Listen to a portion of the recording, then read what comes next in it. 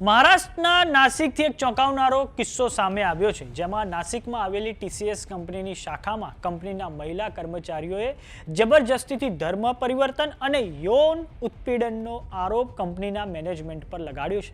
હવે આ સમગ્ર બાબતે અત્યાર સુધીમાં 9 એફઆઈઆર નોંધવામાં આવી છે અને હાલમાં આ સમગ્ર કેસની તપાસ એસઆઈટી એટલે કે સ્પેશિયલ ઇન્વેસ્ટિગેશન ટીમને સોંપવામાં આવી છે. નાસિક પોલીસે 7 આરોપીઓની ધરપકડ પણ કરી લીધી છે. તો આવો જાણીએ સમાચાર વિસ્તારથી. નમસ્કાર, જમાવટ સાથે હું છું પાર્થ.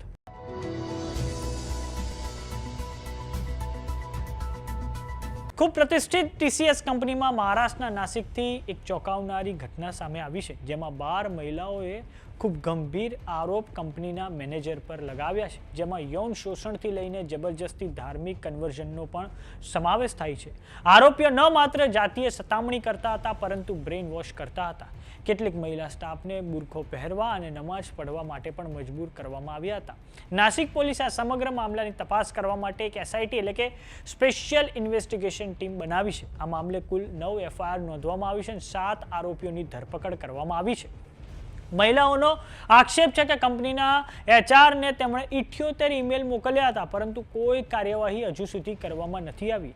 એસઆઈટીએ તૌસીફ અટાર અને નિદા ખાનને મુખ્ય આરોપીઓ હવે માન્યા છે. કર્મચારીઓએ અનેક ચોંકાવનારા ખુલાસા કર્યા છે, જેનાથી મામલો વધુ ગંભીર બની ગયો છે અને પરિસ્થિતિને જોતા ટીસીએસ કંપનીએ નાસિક ઓફિસના આશરે 120 કર્મચારીઓને સોમવારથી વર્ક ફ્રોમ હોમ કરવાના આદેશ આપ્યા છે. તો નાસિકની ટીસીએસ કંપની સાથે જોડાયેલા આ કેસમાં તપાસનો દાયરો પણ હવે ઘણો વધી ગયો છે. તો આજે નાસિકમાં આ ઘટનાના વિરોધમાં મહિલાઓ દ્વારા એક બાઇક રેલી પણ કાઢવામાં આવી હતી. આ સમગ્ર ઘટનાને લઈને ભારતીય જનતા પાર્ટીના સ્થાનિક નેતા સુનિલ કેદારની પ્રતિક્રિયા સામે આવી છે. આવો સાંભળીએ તેમણે શું કહ્યું છે. हिंदू सकल मोर्चा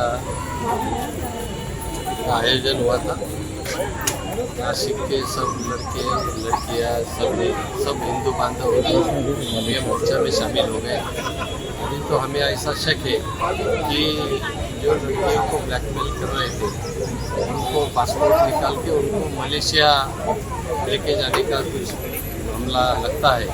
वो भी एक बड़ा कांड बाहर आएगा ऐसा हमें लगता है. इसके बारे में जो नासिक में जन जागृति हुई तो हिंदू लोग लड़कियों में बहनों भाइयों में सब चीड़ आ गई है.